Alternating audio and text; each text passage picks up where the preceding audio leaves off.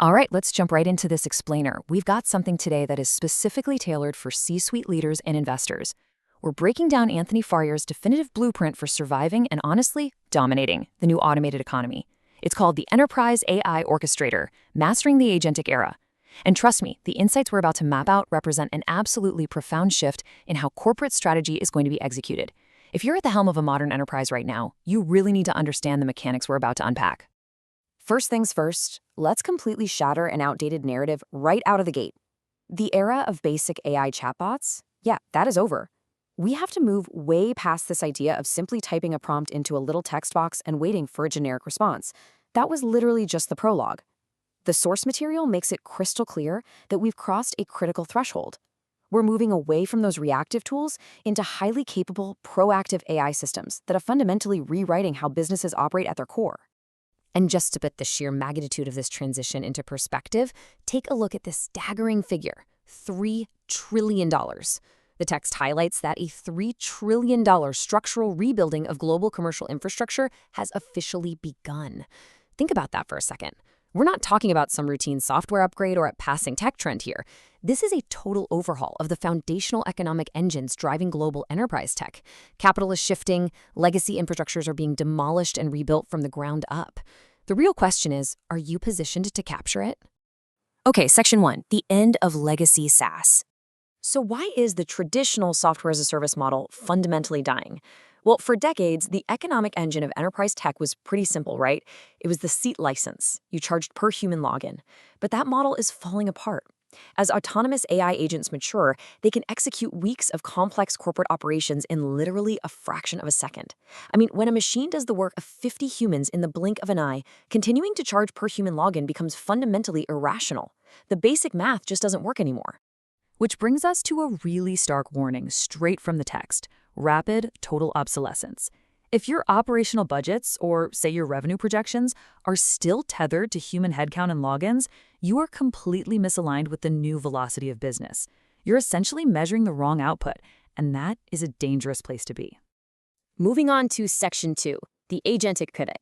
So what are the smartest, most valuable tech companies actually doing about this? They're radically altering their financial strategies and executing what the text calls the agentic pivot. They're completely abandoning that legacy strategy of seat licenses in favor of a future based entirely on outcome-based pricing. They aren't selling you a login anymore, folks. They are selling you the completed work. It's this massive shift from selling software as a mere tool to selling software as an autonomous worker. Now, why is this pivot an absolute game changer for the C-suite and institutional investors? Well, outcome-based pricing allows these elite tech companies to radically expand their terminal value and significantly increase their valuation multiples. By aligning revenue directly with the massive productivity gains generated by AI, instead of just counting human heads, they're positioning themselves to completely dominate the new automated economy. If you want to secure long-term shareholder value in this new era, this is exactly how you do it. All right, Section 3, enforcing enterprise sovereignty. Okay, so we've got to talk about security next. Because if these agents are doing all this heavy lifting, they obviously need access to your data. But listen, if you are feeding highly sensitive, proprietary data into public frontier models, you are actively endangering your company. No joke. The source defines enterprise sovereignty as the critical mandate to bring the AI model to your data inside highly secure, air-gapped environments. This is how you protect your intellectual property. You do not send your crown jewels out to some public cloud scraper, right? You bring the intelligence inside your own impenetrable fortress. Next up, Section 4, the Agentic Factory Playbook. Let's look at exactly how this is being done at the absolute highest levels of finance and tech.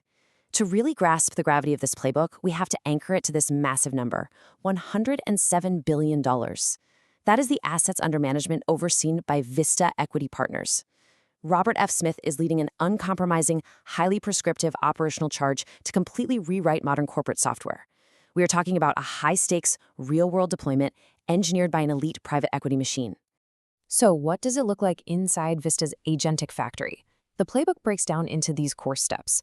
First, you utilize advanced MLOps. Second, you implement rigorous sandboxing just to ensure the AI operates safely. Third, establish precision guardrails. This is crucial to prevent hallucinations or costly errors. And fourth, deploy deterministic AI, meaning AI that produces reliable, consistent, and completely predictable outputs for enterprise tasks. It's basically a highly controlled, factory-like assembly line for autonomous intelligence. And the scale here, it's literally breathtaking. This playbook isn't just some theoretical experiment. It is actively rolling out deterministic AI across over 90 independent enterprise companies within Vista's portfolio right now. When a private equity giant deploys a unified AI architecture across 90-plus enterprises simultaneously, it sets an entirely new standard for the market. It proves that this Agentic Factory model is scalable, it's secure, and it is 100% ready for global business. Finally, Section 5, the Human AI Orchestrator. Now, I know what you might be thinking. What about the workforce? Let's talk about how human roles are actually evolving rather than just vanishing in this new landscape.